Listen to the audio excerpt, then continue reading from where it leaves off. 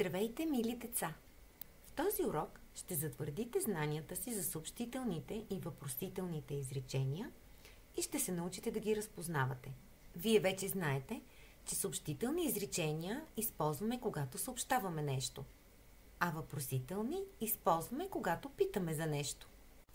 А сега нека видим част от приказката на Джани Родари «Пътят, който не водел никъде». От края на селото тръгвали 3 пътя. Единият водел към морето, другият към града, а третият не водел никъде. Всички хора, които попитал Мартино, обяснявали едно и също. Оня път ли? Никъде не води. Няма смисъл да се тръгва по него. Ама докъде стига? До никъде не стига. А тогава защо са го правили? Никой не го е правил. Винаги си е бил там.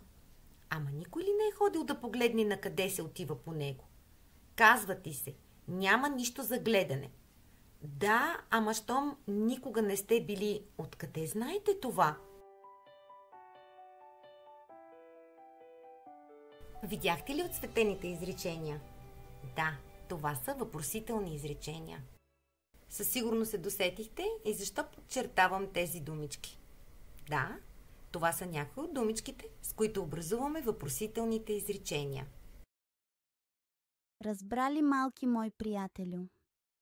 Съобщителните изречения се използват, когато искаме да предадем информация или да споделим нещо с другите.